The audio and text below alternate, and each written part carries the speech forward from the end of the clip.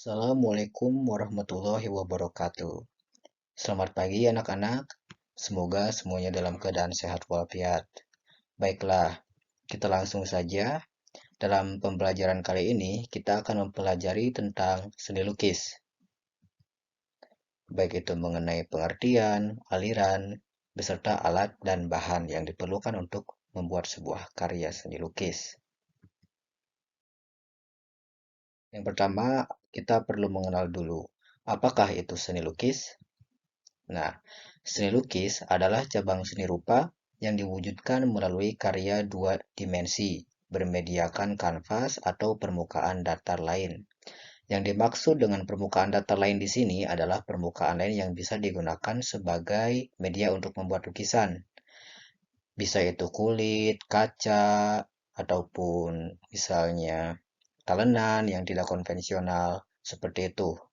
Nah, ini diisi oleh unsur-unsur pokok berupa garis dan warna melalui cat atau pewarna dan pembubuh gambar lainnya. Yang dimaksud dengan pembubuh gambar lainnya itu adalah eh, benda-benda lain yang bisa digunakan sebagai pengganti cat atau pewarna. Baik itu misalnya potongan kertas, kain-kain perca, maupun benda-benda lain atau media lain yang tidak konvensional seperti lilin. Ada juga yang membuat lukisan dari tanah liat, ya, seperti itu. Sedangkan menurut Sudarso, ini mengatakan bahwa melukis adalah kegiatan mengolah medium dua dimensi atau permukaan datar dari objek tiga dimensi untuk mendapatkan kesan tertentu dengan melibatkan, nah di sini yang membedakan lukisan dengan gambar adalah ekspresi, emosi, dan gagasan pencipta secara penuh. Jadi dalam lukisan itu yang paling penting itu adalah ekspresi. Ekspresi si pencipta, apa yang ingin dituangkan, apakah perasaan sedih, perasaan senang, atau perasaan marah, lalu emosi juga sama, ekspresi dan emosi ya, terus ada dan gagasan pencipta secara penuh, jadi apa yang ingin disampaikan oleh si pencipta tersebut ke dalam karya seni, misalnya tentang politik, atau misalnya tentang ya gagasan apapun yang ingin disampaikan oleh si pencipta itu penting untuk dituangkan ke dalam sebuah lukisan. Ini membedakan antara lukisan dan gambar, di mana gambar itu hanya mementingkan unsur visualnya saja, kemiripannya saja, atau gambar teknik. Misalnya kalau kalian ada kan belajar menggambar teknik, nah itu kan tidak melibatkan emosi atau ya gagasan mungkin melibatkan namun secara teknik, tidak secara perasaan. Lanjut adalah aliran seni lukis. Nah, aliran seni lukis ini dibagi menjadi tiga. Yang pertama adalah representatif. Representatif di sini adalah perwujudan gaya seni rupa yang menggunakan keadaan nyata pada alam atau kehidupan sehari-hari manusia dalam masyarakat. Jadi ini representatif itu keadaan nyata, objeknya pun juga nyata gitu, ada. Secara visual itu dikatakan mirip lah. Jadi representatif itu menggambarkan hal-hal nyata. Lalu selanjutnya adalah aliran seni lukis yang masuk ke dalam kategori deformatif. Nah, deformatif ini ada perubahan bentuk. Jadi bentuk-bentuk yang dilukis itu berbeda dengan aslinya. Jadi di struktur ulang sehingga menjadi bentuk yang berbeda. Meskipun menjadi bentuk yang berbeda, itu tidak meninggalkan atau tidak masih mengutamakan kesan-kesan. Jadi masih terlihat kesannya. Apakah ini lukisan misalnya sapi atau ini lukisan manusia, itu masih ada kesannya sebagai sapi atau manusia. Berbeda dengan non-representatif. Nah, kalau representatif ini sama sekali berbeda dengan keadaan alam. Jadi secara definisi itu adalah gaya yang mengubah bentuk asli. Oke, maksud Bapak adalah gaya yang tidak merepresentasikan sesuatu yang merupakan kebalikan dari representatif. Jadi bentuk dasar gaya ini sudah meninggalkan bentuk aslinya sama sekali gitu. Tidak menirukan alam yang ada. Jadi lukisan hanya diisi oleh bentuk-bentuk geometri sederhana atau kumpulan garis atau hanya berupa blok-blok warna yang terbebas dari bentuk alam. Seperti bentuk alam itu seperti wajah manusia, pemandangan atau hewan dan pohon seperti itu contohnya ya. Nah, ini adalah jenis-jenis atau gaya-gayanya ini. Misalnya pada gaya representatif itu terdapat aliran-aliran seperti yang pertama itu naturalisme, aliran seni rupa yang menggambarkan keadaan alam sebagaimana aslinya, melukiskan segala sesuatu sepersis mungkin dengan keadaan nyata, seteliti mungkin sehingga secara anatomi itu sangat sama, secara visual itu sangat mirip, sehingga diperlukan kemampuan yang terlatih untuk mewujudkan karyanya. Jadi harus belajar dulu nih anatomi bagaimana membuat tangan, bagaimana membuat mata misalnya atau kepala, proporsi juga penting. Misalnya kepala itu sebesar apa, apakah lebih besar dari tangan, itu tentu harus dipikirkan. Nah, ini contoh dari maksud Bapak adalah tokoh aliran naturalisme antara lain adalah Wahidi, terus ada Abdullah Suryo Subroto dan Basuki Abdullah. Ini para pelukis kerajaan ya. Ini adalah contohnya berjudul Pantai Flores karya Basuki Abdullah, dilihat seperti itu. Ini sama sekali mirip sekali dengan bentuk aslinya. Jadi kalau ke Pantai Flores silahkan kalian bandingkan dengan lukisan ini. Walaupun mungkin sudah berbeda karena ini lukisan sudah berpuluh-puluh atau mungkin beratus tahun yang lalu gitu ya.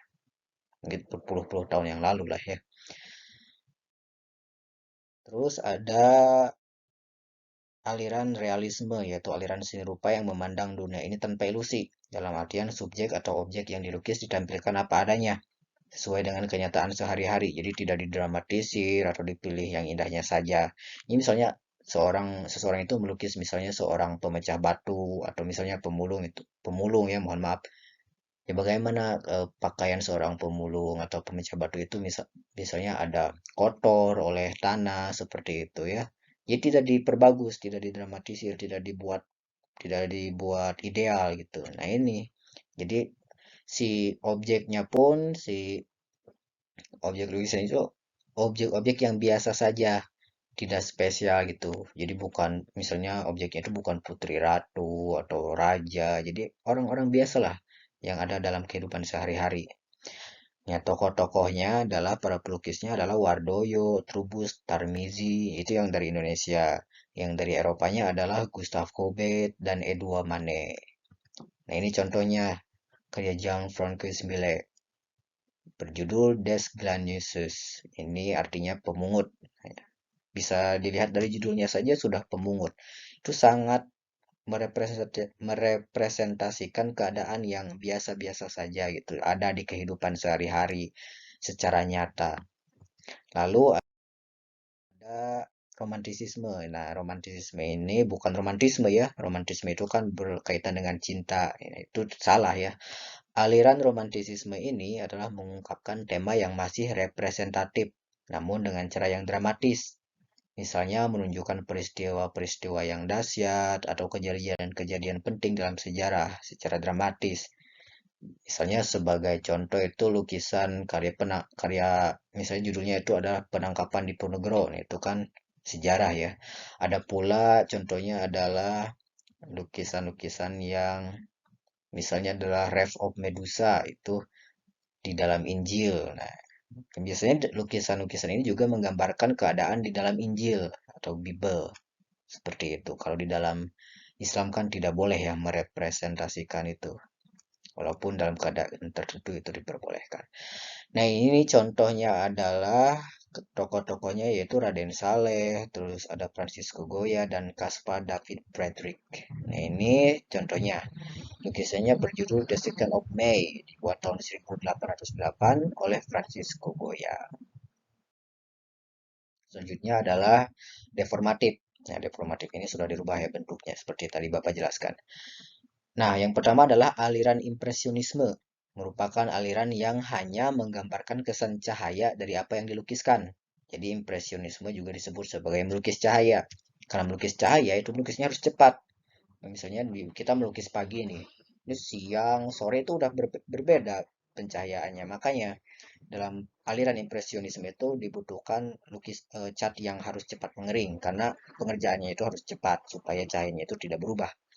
Nah, tokoh aliran impresionisme adalah yang pertama ada Sujoyono, lalu ada Claude Monet, ini yang dari Eropanya ya. Terus ada Paul Cézanne, terus ada Paul Gauguin, dan Jules Seurat. Nah, ini adalah contohnya. Woman with a Parasol, karya Claude Monet. Di dalam lukisan impresionisme ini biasanya mengharamkan warna hitam atau mempersedikit warna hitam itu ya, karena warna hitam itu bukan warna dari cahaya. Hitam itu gelap ya, tidak ada cahaya. Seperti itu.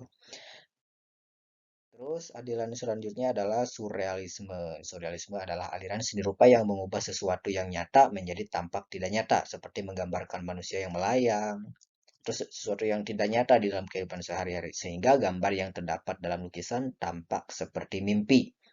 Nah, sering disebut juga sebagai lukisan mimpi, surrealisme itu ya.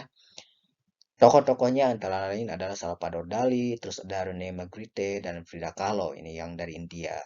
Nah, ini adalah contoh karya Salvador Dali, berjudul The Persistence of Time.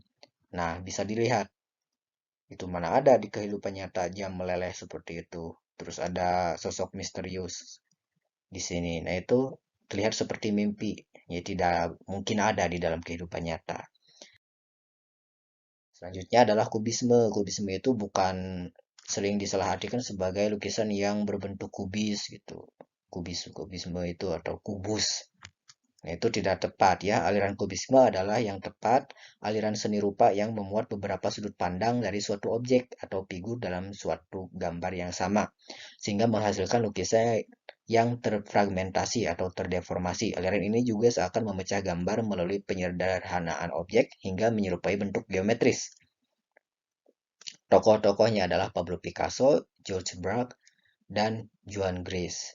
Jadi misalnya dalam satu lukisan itu misalnya sudut pandang hidungnya dari bawah gitu, misalnya lubang hidungnya terlihat. Tapi di sisi lain matanya itu terlihat dari pinggir. Nah, itu contoh kubisme. Nah, ini seperti ini dapat dilihat. Ini adalah Guernica, ini pada keadaan perang ya, karya Pablo Picasso. Selanjutnya adalah ekspresionisme, dari namanya saja ekspresionisme gitu. Merupakan aliran seni rupa yang menonjolkan ungkapan atau ekspresi dari dalam jiwa.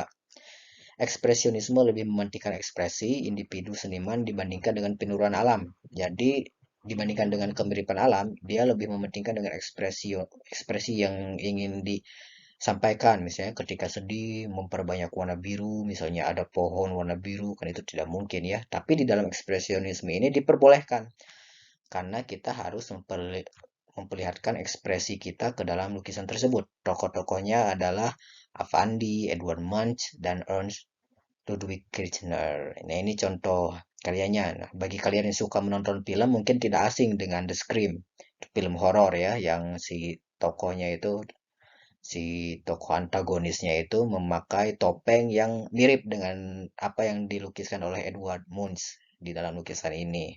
Nah, ini terinspirasi dari lukisan tersebut di Scream itu ya. Lalu adalah tadi udah representatif dan deformatif. Selanjutnya adalah non-representatif. Ini kebalikannya dari representatif. Tidak memperlihatkan objek sebagaimana adanya. Jadi aliran ini menggunakan ekspresi spontan untuk menciptakan karyanya. Ini pada abstrak ekspresionisme ya. Pelukis abstrak ekspresionisme menumpahkan cat langsung ke kanvas, mencipratkan cat dengan tongkat dan sebagainya. Tokoh-tokohnya adalah Jackson Pollock, Willem de Kooning, ada Mark Rothko, dan Helen Frankenthaler, lalu Clifford Steele.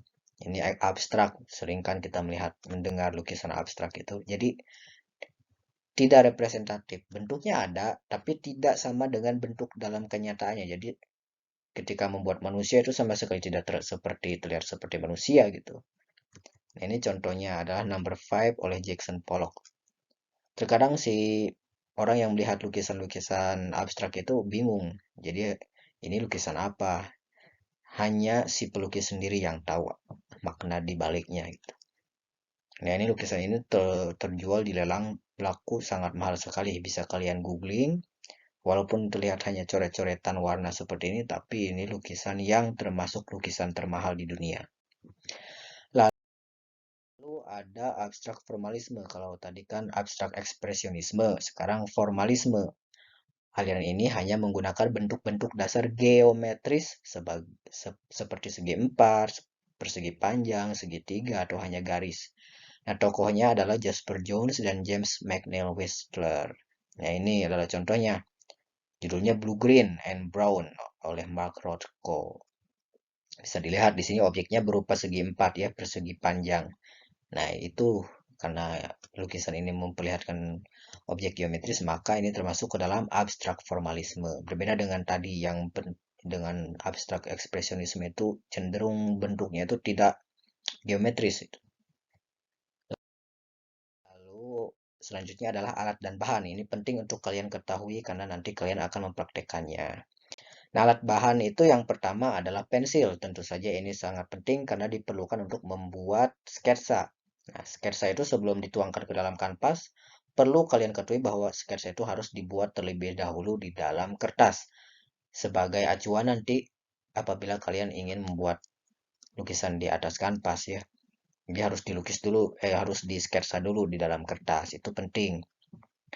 Lalu selanjutnya adalah penghapus. Ini sudah jelas untuk apa penghapus, namanya juga penghapus ya, untuk menghapus pensil ketika membuat sketsa. Lalu ada kuas. Kuasnya kuas lukis, bukan kuas make up atau kuas yang lainnya ya.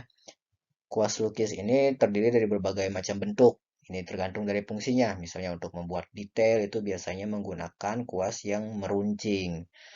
Lalu untuk membuat background biasanya kuasnya itu lebih pipih dan besar. Lalu ada kuas untuk membuat misalnya tekstur dan sebagainya, itu tergantung dari bentuknya ya. Nah, ini contohnya. Lalu ada alat dan bahan yang lain yaitu kanvas. Sebenarnya kanvas itu yang paling umum ya, karena biasanya pelukis juga ada yang melukis di atas kulit seperti yang tadi Bapak sebutkan, ada yang di atas talenan, ada yang di atas kaca, ada yang di atas kayu. Nah, ini kanvas itu terbuat dari kain yang dipentangkan pada spantram. Spantram ini bingkai kayu ya. Nah, seperti ini. Ini spantram ini berfungsi supaya pada saat kita melukis itu tidak ada gelombang-gelombang. Namanya kain kan sering bergelombang ya. Lalu ada cat. Nah, cat di sini ada cat akrilik. Selain cat akrilik ada cat air, ada cat tempera, ada cat oil atau eh, cat minyak ya. Cat akrilik ini bisa larut di dalam air. Nah, cat akrilik ini karakteristiknya itu sangat mudah mengering. Makanya ini sering digunakan oleh para pelukis impresionisme. Jadi, seudah mengering itu kita bisa menimpanya dengan warna lain dan menutup ya, tidak transparan. Lalu ada palet lukis, tentu saja paletnya palet lukis karena ini berfungsi untuk mencampur warna, lalu menyimpan warna untuk nantinya disapukan di atas kanvas. Nah, Bapak cukupkan sekian. Semoga materi ini dapat bermanfaat untuk kalian. Nah, nanti pengetahuan-pengetahuan seperti akan diterapkan pada saat kalian melukis ya. Untuk tata cara melukisnya nanti ada materi lain. Oleh karena itu, Bapak cukupkan sekian. Apabila ada yang ingin bertanya, silakan ditanyakan di grup. Silakan, ini penting untuk bertanya supaya kalian tadi tidak kebingungan pada saat praktek ya. Oke, Assalamualaikum warahmatullahi wabarakatuh.